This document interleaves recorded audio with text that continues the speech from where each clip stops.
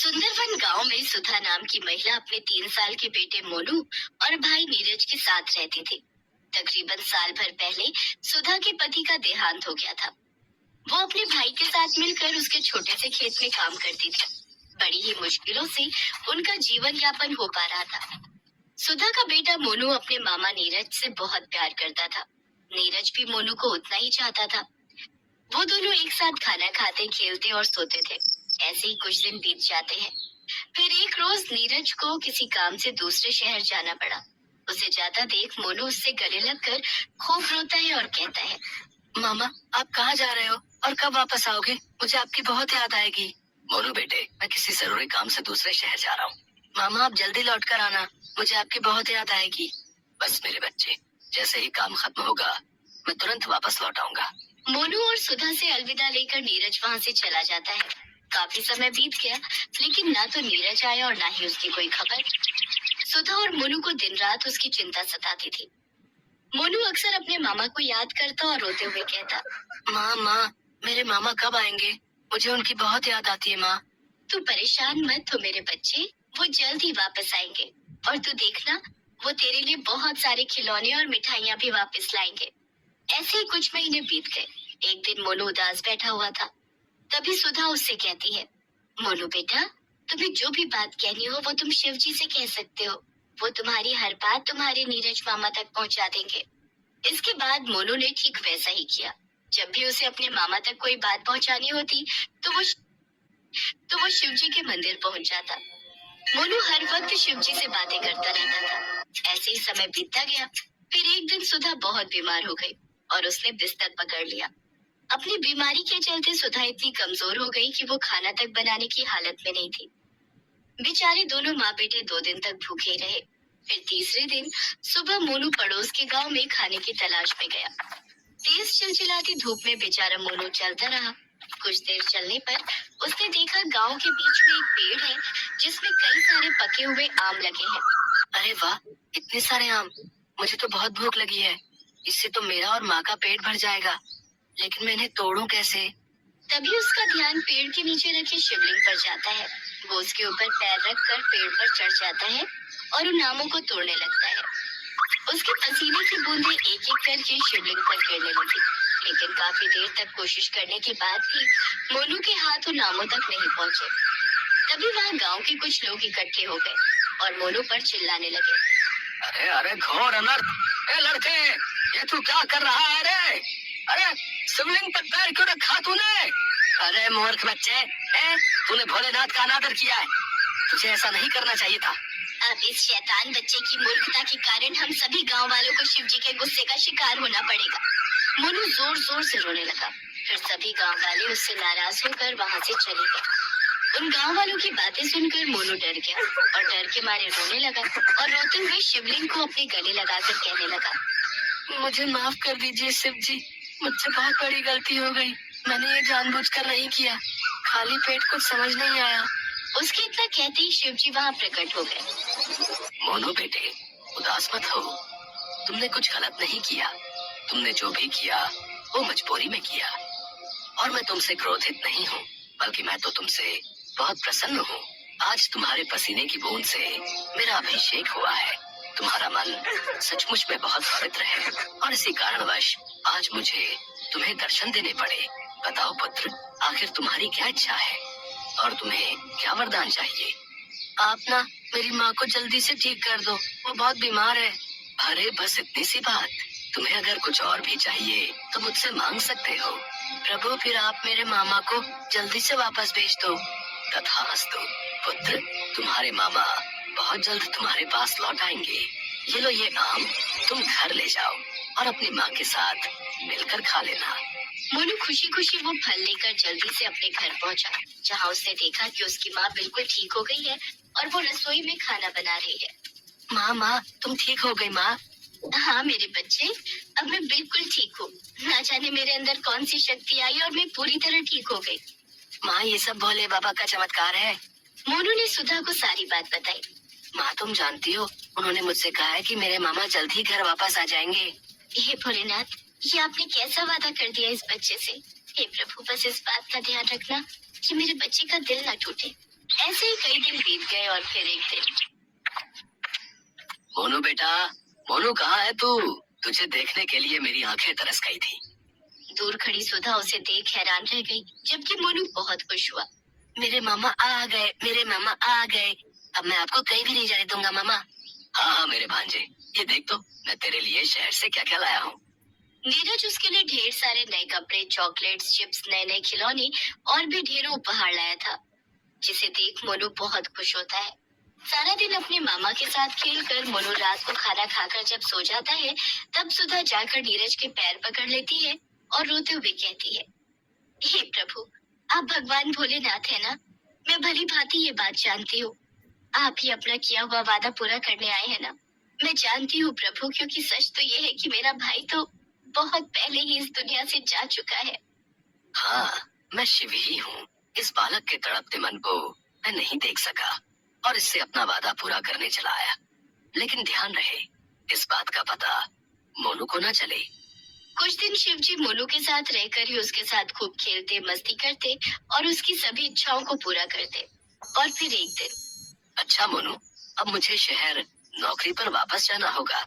मैं बीच बीच में तुमसे मिलने आता रहूंगा। मामा, अब आप फिर जा रहे हो? अब फिर आप वापस कब आओगे? भांजे, तू चिंता मत कर, मैं समय समय पर यहाँ आता रहूंगा। इस प्रकार नेक दिल मोनू की सच्ची भक्ति से शिवजी और मोनू के बीच जीवन भर का संबंध बन गया। अब शिवजी हर महीने नीरज का वेश बनाकर मोनू के साथ कुछ दिन रहने चले आते, साथ ही उसके लिए ढेरों सामान ले आते और सुधा को भी कुछ पैसे दे देते। धीरे धीरे सुधा के घर की स्थिति काफी अच्छी हो गई और मोनू और सुधा अच्छे से अपना जीवन यापन करने लगे। तो दोस्तों, अगर आपने हमारे चैनल को सब्सक्राइब नहीं किया है तो चैनल को सब्सक्राइब करें, लाइक करें, बेल आइकन पे क्लिक करें, जिससे हमारी आने वाली वीडियो का नोटिफिकेशन सबसे पहले आपको मिल सके। तो मिलते हैं ऐसे ही नई कहानी के साथ नेक्स्ट वीडियो में। आप सभी को राधे राधे। सूरत शहर में सेवाराम नाम का एक जौहरी रहता था। वो भगवान शिव का बहुत बड़ा भक्त था। स्वभाव से भी वो बहुत दयालु था। सेवाराम के पास सब कुछ था, पर कमी थी तो एक संतान की। शादी के कई वर्ष बीत जाने के बाद भी सेवाराम को औलाद का सुख प्राप्त नहीं हुआ था। उसकी पत्नी मालती भी इसी कारण उदास रहती थी। सुनो जी, आप दूसरा विवाह कर लो, मैं आपको संतान का सुख नहीं दे सकी। मालती, तुमने आज ये बात कह दी, पर दोबारा मत कहना। तुम मेरी अर्धांगिनी हो। हम इस दुख को मिलजुल कर बांटेंगे और मुझे विश्वास है एक दिन भगवान शंकर हमारी संतान की इच्छा जरूर पूरी करेंगे। सेवाराम का विश्वास था कि भगवान शंकर एक दिन उनकी इच्छा जरूर पूरी करेंगे। श्रावण मास शुरू हो चुका था। सेवाराम ने अपनी पत्नी मालती से कहा, मालती, मेरा मन है कि हम लोग एक बार बाबा बर्फानी की गुफा के दर्शन करके आए। बाबा अमरनाथ की यात्रा करके उनका दर्शन प्राप्त करने से मुझे विश्वास है कि भोला भंडारी तुम्हारी झोली खाली हाथ नहीं लौटाएंगे। हम अमरनाथ की यात्रा पर चलते हैं। ठीक है जी, मैं जाने की तैयारी कर लेती हूँ। सेवाराम और उसकी पत्नी अमरनाथ की यात्रा के लिए निकल पड़ते हैं। रास्ते में जगह जगह वो दान पुण्य करते हुए जाते हैं। बाबा अमरनाथ की यात्रा के रास्ते में जितनी भी लंगर कमेटियां दिखती हैं, सेवाराम वहां यात्रियों की सहायता के लिए किए जाने वाले इंतजामों में अपनी मदद देता है, खूब दान करता है। उसे सच्ची भक्ति थी कि बाबा भोलेनाथ उसे खाली हाथ नहीं लौटाएंगे। ओम नमः शिवाय का जाप करते हुए वो अमरनाथ पहुंचते हैं। मालती, कितना सुंदर और अद्भुत नजारा है। जय भोले बर्फानी। सच में अमरनाथ की गुफा में शिवलिंग के दर्शन करके मन प्रसन्न हो गया। भोलेनाथ, मैं संतान सुख से वंचित हूँ। मालती की गोद में औलाद का सुख भर दो प्रभु। मैं बड़े विश्वास के साथ आपके दर्शनों को आई हूँ। भोले बाबा, मेरी सोनी गोद भर दो। हे भोलेनाथ, आप अपने परम भक्त की संतान प्राप्ति की इच्छा क्यों नहीं पूरी कर रहे? ये लोग सच्ची भक्ति का फल आपसे मांग रहे हैं। देवी पार्वती, मैं भी चाहता हूँ अपने भक्तों को उनकी इच्छा अनुसार वरदान देकर उनकी पूजा और विश्वास को सफल बनाओ। पर सेवाराम को जो पुत्र प्राप्त होगा, उसकी पिछले जन्म के कर्मों के कारण अल्पायु अवस्था में ही मृत्यु हो जाएगी। जो बालक जन्म लेगा आखिर पिछले जन्म में उसने ऐसा क्या पाप किया है जो इस जन्म में छोटी आयु का योग है? तो सुनो देवी पार्वती, पिछले जन्म में ये बालक जो दोबारा जन्म लेगा डाकू मंगल था। लूटपाट करके लोगों को मार देना, यही इसका काम था। एक दिन अरे लगता है कोई बारात जा रही है। इससे लूटने में बहुत धन की प्राप्ति होगी। रुक जाओ, बारात तभी आगे जाएगी जब ये सारी धन दौलत रुपया पैसा तुम मुझे दे दोगे। हमें जाने दो, ये तुम सब ही रख लो। मेरे इकलौते बेटे की आज शादी है, हमें जाने दो। नहीं पिताजी, इस डाकू को कुछ मत देना। ये लोग ऐसे ही भोले भाले लोगों को डरा धमका कर लूट लेते हैं। अच्छा, तुझे मेरे से डर नहीं लगता? तो ये ले। डाकू उस व्यक्ति के इकलौते लड़के को तलवार से मार देता है। जितने भी बाराती हैं, वो भी बचने की कोशिश करते हैं, पर मंगल सबको मार देता है। आज जैसे तूने मेरे इकलौते बेटे को तड़पा तड़पा कर मारा है, मैं तुझे श्राप देता हूँ। तू भी ऐसे ही तड़प तड़प कर मरेगा। डाकू मंगल बारात को लूटकर सारा धन दौलत ले जाकर एक पेड़ के खोल में छिपाने लगता है। उस खोल में एक नाग रहता था। नाग डाकू मंगल के हाथ पर डस लेता है। नाग के डंक मारने से डाकू मंगल तड़पने लगता है और उसकी मृत्यु हो जाती है। देवी पार्वती, जिस बालक को डाकू मंगल ने तत्काल मृत्यु दी थी, वह उस वक्त 21 वर्ष का था। इसलिए डाकू मंगल इस जन्म में मेरे भक्त सेवाराम के पुत्र के रूप में यदि जन्म लेगा तो उसकी उम्र भी 21 वर्ष ही होगी। पर भोलेनाथ, आप अपने भक्त सेवाराम को भी तो निराश नहीं कर सकते। वो आप पर पूर्ण विश्वास करके ही अमरनाथ की यात्रा पर निकला है। आप उसके विश्वास को कैसे डगमगाने दे सकते हैं प्रभु? ठीक है देवी पार्वती, मैं सेवाराम और मालती की संतान प्राप्ति की इच्छा पूरी कर देता हूँ। अमरनाथ में शिवलिंग के दर्शन करके सेवाराम और मालती एक आस लेकर घर वापस आ जाते हैं। रात को सपने में, उठो सेवाराम, तुमने बड़े विश्वास के साथ मेरी अमरनाथ यात्रा पूरी की है। तुम्हारी भक्ति से मैं प्रसन्न हूँ। ठीक 9 महीने बाद तुम्हारी पत्नी मालती एक पुत्र को जन्म देगी, पर वह पुत्र सिर्फ 21 वर्ष तक ही जीवित रहेगा। उसके पश्चात उसकी मृत्यु हो जाएगी। ये बात तुम्हें ध्यान में रखनी है। भगवान शंकर सेवाराम को संतान का वरदान देकर ओझल हो जाते हैं। सेवाराम की नींद खुल जाती है। वो शिव जी द्वारा बताई गई बात को ध्यान में रखता है और बिना घबराए बस प्रभु को धन्यवाद देता है। ठीक 9 माह के पश्चात मालती एक सुंदर से पुत्र को जन्म देती है। ये देखकर सेवाराम खुशी से फूला नहीं समाता। भगवान भोलेनाथ का वरदान है मेरा बच्चा, इसलिए इसका नाम भोला रखेंगे। मेरा प्यारा बेटा, मेरा भोला। धीरे धीरे भोला बड़ा होने लगता है। सेवाराम बचपन से ही भोला के मन में शिव भक्ति की लगन पैदा करता है। एक दिन शिव मंदिर में, भोला, तुम्हें एक बात हमेशा याद रखनी है कि तुम्हें हर पल ओम नमः शिवाय मंत्र का जाप करना है। ठीक है पिताजी, मैं अब से ऐसा ही करूँगा। भोला हमेशा ओम नमः शिवाय मंत्र का ही जाप करता था। सेवाराम भोला के हाथों से खूब दान पुण्य करवाता, भूखों को भोजन करवाता। इससे भोला को शिव के सभी मंदिरों और धाम की यात्रा भी कराई। धीरे धीरे 21 वर्ष पूरे होने वाले थे। एक दिन, सुनो जी, आप भोला को भैया के साथ कहाँ भेज रहे हो? वो भी 1 माह के लिए?